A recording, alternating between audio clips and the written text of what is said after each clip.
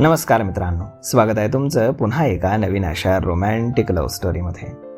तर मग चला सुरुवात करूयात आजच्या भागाला. डॉक्टर ममता इकडे तिच्या घरी डायनिंग टेबलवर बसली होती.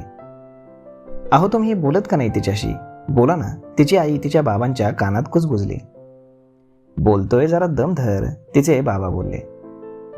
ममता, बाळा तुझ्याशी थोडं बोलायचं होतं, तिचे बाबा म्हणाले. बोला ना, परमिशन कसली घेत आहे? ममता तिच्या फोनमध्ये पाहत बोलली.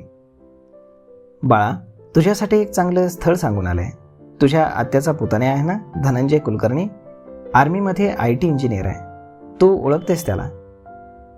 पप्पा, पण मला आत्ताच लग्न नाही करायचं. अगं 28 वर्षांची झालीस तू, अजून किती वेळ हवाय? ममताची आई मध्येच बोलली. मम्मी यार, पुन्हा सुरू झालं तुझं.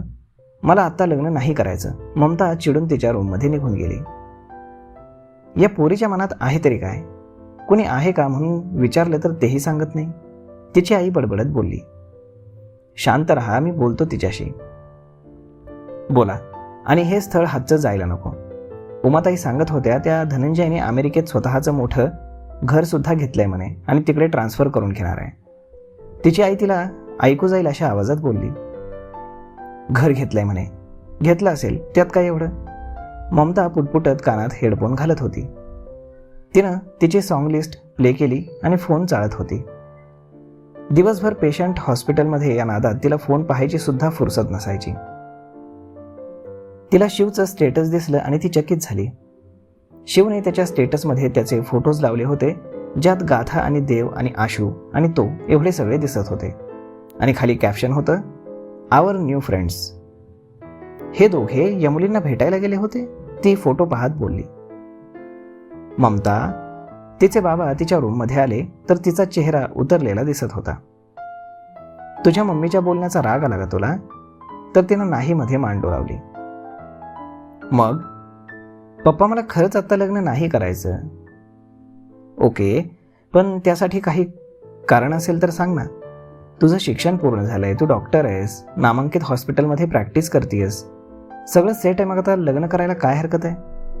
धनंजयला आम्ही सगळे ओळखतो, चांगला मुलगा आहे. त्यांनी स्वतः तुला मागणी घातली आहे. उमा म्हणत होती की तू तिथे प्रॅक्टिस करू शकतेस, भरपूर हॉस्पिटल आहेत तिथे आणि त्याच्या ओळखी पण आहेत. तू छान अमेरिकेमध्ये सेटल होशील, अजून काय हवंय? ती काहीच बोलली नाही. तुझ्या मनात कोणी आहे का? असेल तर सांग, आम्ही तुझ्या सुखाच्या आड येणार नाही. मग तिनं त्यांना मिठी मारली. आता झोपू, खूप वेळ झालाय, यावर आपण पुन्हा कधीतरी बोलू. पुढे त्यांना विषय वाढवणं ठीक वाटले नाही. मग ते तिला समजावून सांगून निघून गेले. मग ममता विचार करत तशीच बेडवरती पडून राहिली. इकडे गाथा आज खूप खुश होती. आज देवची आणि तिची मैत्रीची झाली होती. काय झालं? आमचं बछडा आज फारच खुश दिसतंय, तिचे बाबा तिला पाहत बोलले. हो, मी ना खूप खुश आहे, ती त्यांच्या मिठीत शिरत बोलली. गुड. काय कारण आहे? नो. वाय? ओके, आज आम्हाला अजून 2 खूप छान फ्रेंड्स भेटले. बोलताना गाथाच्या चेहऱ्यावरती खूप मोठं हसू होतं. ती खूपच खुश आहे हे तिच्या स्माईलवरनं दिसत होतं. अरे वा, मग आज बोलायला काही हरकत नाही. काय? गाथा बाळा, माझं बोलणं आधी नीट ऐकून घे आणि मग रिॲक्शन दे, तिचे बाबा थोडे भीत बोलले. बाबा, अहो घाबरताय काय? बोला ना, ती दात काढत बोलली. तुझी आत्या आहे ना? हां, तिचं काय? तिचा मुलगा राजन. त्याला काय झालं? त्याला एक मुलगी आवडते. मग त्याला तिच्याशी लग्न करायचंय. मग कर म्हणाव, मला काय सांगताय? कारण ती मुलगी तू आहेस. ती शॉक होऊन तिच्या बाबांना पाहत होती. तितक्यात समीर आणि माया देखील तिथे आले.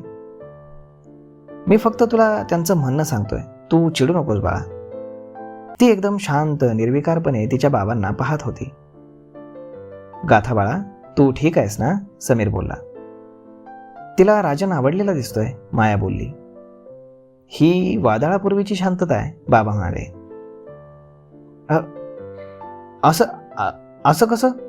गाथा एकदम ओरडली आणि तिघेही घाबरून उठून उभे राहिले. अगं हळू, सत्यम उठेल, माया तिच्या तोंडावर हात ठेवून बोलली. तो चष्मिश ढापना राजन आणि माझं लग्न? गाथा डोळे मोठे करून बोलली. नाहीतर काय, त्याचा चष्मा पण जाड भिंगाचा आहे, समीर तिच्या बाजूने येत बोलला. समीर, माया त्याला शांत बस म्हणून खुणावत बोलली. बाबा, तुम्ही असा विचारही कसा करू शकता? मी नाही, तुझी आत्या म्हणत होती. आणि काय कमी आहे त्याच्यात? बाबाही थोडंसं भीत बोलले. बाबा, तुम्हाला त्याच्यात काय चांगले दिसतं? एकतर दिसायला असा बावळट. ते एक वेळ ठीक आहे, दिसणं माणसाच्या हातात नसतं, पण त्याला त्याच्या शिक्षणाचा किती गर्व आहे माहीत आहे ना तुम्हाला? बारशाच्या दिवशी सगळ्यांवर असा रोप झाडत होता जसा काही इथला मालक आहे. मला अजिबात आवडला नाही तो. तुम्ही माझा नकार आहे म्हणून सांगा त्यांना. हो, आणि माझाही नकार आहे.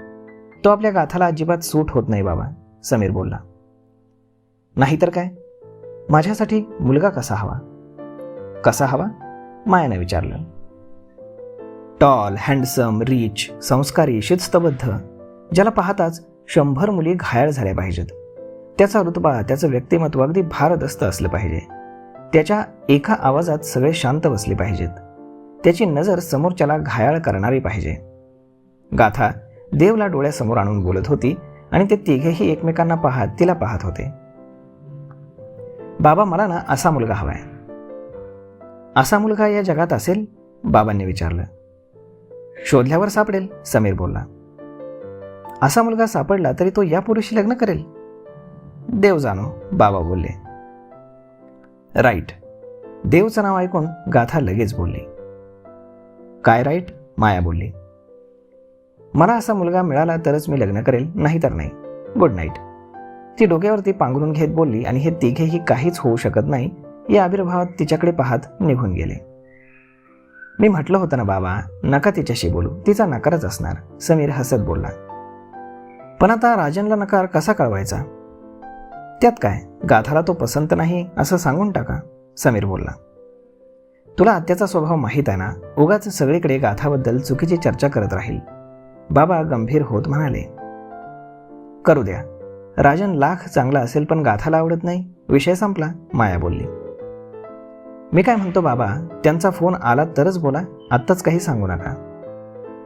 फोन येणारच आहे, बाबा हताश होत बोलले. मग त्यावेळी गाथाशी अजून यावरती बोलणं झालेलं नाही असं सांगू, आणि आम्हाला तिला अजून पुढे शिकवायचं आहे. आत्ताच तिच्या लग्नाचा काही विचार आम्ही करत नाही आहोत हेही सांगून टाका, समीर बोलला. ठीक आहे, तुम्ही म्हणताय तसंच करू, असं म्हणून सगळे झोपायला गेले.